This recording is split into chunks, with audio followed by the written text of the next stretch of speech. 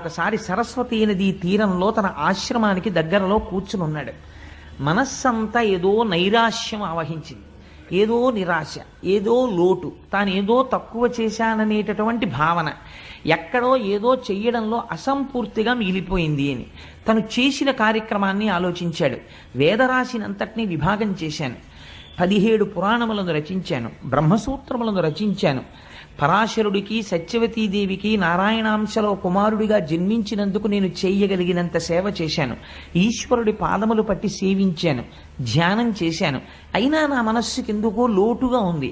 ఎందుకింత లోటుగా ఉంది అని ఆలోచన చేశాడు. ఆ ఆలోచన చేసినప్పుడు మహానుభావుడు నారదుడు దర్శనమిచ్చాడు. మనకి రామాయణం మొట్టమొదటి సంక్షేప రామాయణం చెప్పినవాడు నారదుడే, భాగవతం సంక్షేప భాగవతం చెప్పినవాడు నారదుడే. నారం దదాతీతి ఇది నారదః, ఆయన జ్ఞానాన్ని ఇస్తుంటాడు. ఆ నారదుడు వచ్చి ఒక మాట చెప్పాడు, వ్యాస, నీ మనస్సు ఎందుకు అసంతృప్తితో లోటుతో ఉన్నదో తెలుసా? నువ్వు ఇన్ని విషయాల్ని రచించావు, భారతాన్ని రచించావు, కానీ భారతంలో కృష్ణ కథ ఎక్కడ చెప్పినా ధర్మము తప్పినటువంటి కౌరవులు ఎటువంటి స్థితిని పొందుతున్నారు, ధర్మమును పట్టుకున్నటువంటి పాండవులు ఎటువంటి స్థితిని పొందుతున్నారు అన్న ప్రధాన కథకి అనుసంధానము చేశావు కృష్ణ కథని తప్ప కృష్ణ భక్తుల యొక్క చరిత్రని, ఈ ప్రపంచమంతా ఎలా పరిఢవిల్లుతోందో, ఈ విశ్వము ఎలా సృష్టింపబడిందో, పంచభూతములు ఎలా వచ్చాయో, భగవంతుని యొక్క నిర్హేతుక కృపచేత ఆయన సృష్టికర్తయ్యి, స్థితికర్తయ్యి, ప్రళయకర్తయ్యి ఈ లోకాన్ని ఎలా పరిపాలన చేస్తున్నాడో నువ్వెక్కడా చెప్పలేదు. ఆ కారణం చేత నీ మనస్సులో ఎక్కడో చిన్న లోటు ఏర్పడింది. ఇది పూర్తి చేయడానికి నువ్వు భాగవత రచన చెయ్యి అని ప్రబోధం చేశాడు. ఏది పట్టుకోవడం వల్ల మనుష్య జన్మకి సార్థకత సిద్ధిస్తుందో అటువంటి మహౌషధాన్ని మహానుభావుడు అందించడం ప్రారంభం చేశాడు. అందుకే అది వేరొకరు చెప్పడానికి కుదరదు. అది సాక్షాత్తుగా ఉపనిషత్తుల యొక్క సారాంశము. జ్ఞానమంతా కూడా భాగవతమునందు నిక్షేపింపబడింది. ఇది చెప్పడానికి శుకబ్రహ్మ మాత్రమే చెప్పాలి.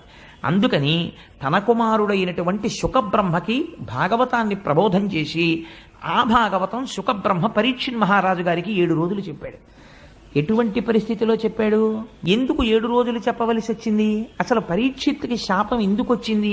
ఎందుకు విన్నాడు? ఈ విషయాలు రేపు ఎలాగో కథాభాగంలో వచ్చేస్తాయి.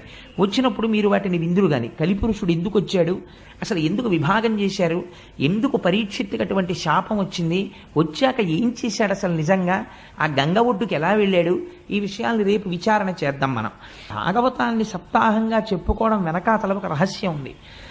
ఏమి సప్తాహమని ఎందుకు చెప్పుకుంటారంటే, ఒక మనిషి ఎన్ని సంవత్సరములు బ్రతకనివ్వండి, 80 ఏళ్ళు బ్రతకనివ్వండి, 90 ఏళ్ళు బ్రతకనివ్వండి, శతమానం భవతి శతాయు పురుష స్థితేంద్రియ ఆయుష్దేవేంద్రియే ప్రతిష్టతి, 100 ఏళ్ళు పూర్ణంగా బ్రతకనివ్వండి. ఎన్ని రోజులు బ్రతికాడు? 7 రోజులే బతుకుతాడు. ఎందుచేత? ఎన్ని సంవత్సరములు బ్రతికినా అతను బ్రతికినవి ఆది సోమ మంగ బుధ గురు శుక్ర శని, ఇంతకన్నా లేవు. 8వ రోజు బతికింది ఒకటి నాకు చూపించండి, ఉండదు. ఎప్పుడు చచ్చిపోతాడు? ఈ 7 రోజుల్లోనే చచ్చిపోతాడు. అయ్యా అలా కుదరదండి, నేను దేశాన్నంతటినీ ఏలినవాడిని, లేకపోతే నేను చాలా విద్వాంసుడిని, నేను మహాపండితుడిని, నేను గొప్ప జ్ఞానిని, నేను కూడా అందరిలా 7 రోజుల్లో పోవడం ఏమిటి, నాకు 8వ రోజు ఉండదా? ఉండదు. ఎవరైనా 7 రోజుల్లోనే వెళ్ళిపోవాలి, ఆ 7 రోజుల్లోనే పుట్టాలి, ఆ 7 రోజులే ఉండాలి, ఆ 7 రోజులే తిరగాలి. కాబట్టి భాగవతం సప్తాహం అంటే నువ్వు ఏ రోజున భగవంతుణ్ణి స్మరించడం మానేశావో ఆ రోజు ఆ ఇల్లు పరమ అమంగళకరమైన రోజు. ఎందుచేత? ఆ రోజు భగవంతుని ఎడ విస్మృతి కలిగింది కాబట్టి తను భగవన్నామమును పలకలేదు, ఈశ్వరుడికి నమస్కరించలేదు, ఈశ్వరుడి గురించిన తలంపు లేదు. ఆ రోజు తాను ఉండి మరణించిన వాడితో సమానము. కాబట్టి ఇప్పుడు ఆ రోజుని ఇంట్లో ఏం తిరిగింది? నడయాడిన ప్రేతం ఒకటి తిరిగింది, ఒక శవం ఆ ఇంట్లో నడిచింది. కాబట్టి ఇప్పుడు అమంగళమైంది. కాబట్టి ఏది బ్రతుకు? నిజమైన బ్రతుకేది అంటే, నిజమైన బ్రతుకు ఈశ్వరుని యొక్క నామస్మరణమే. భగవంతుడి నామమును ఎవరు స్మరిస్తాడో వాడు మాత్రమే బ్రతికి ఉన్నవాడు. అయితే స్మరిద్దామంటే అంత తేలికగా స్మరణకు వస్తుందా?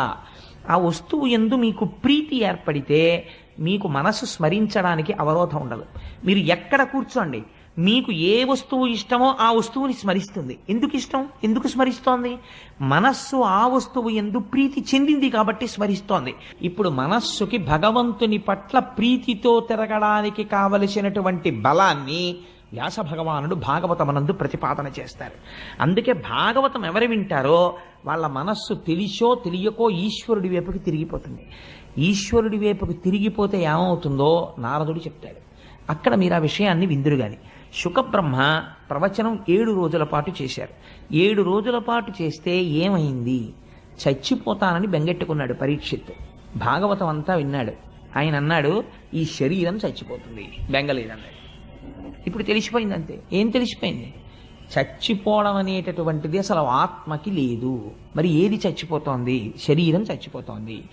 పుణ్యం చేసినా, యజ్ఞం చేసినా, యాగం చేసినా, తపస్సు చేసినా, అశ్వమేధయాగములు చేసినా, తాను ధనస్సు పట్టుకుని దేవతల పక్షాన నిలబడి యుద్ధం చేసినా, కల్పములు మారిపోయినా, యుగాలు మారిపోయినా శరీరము పడకుండా ఉంటుందా?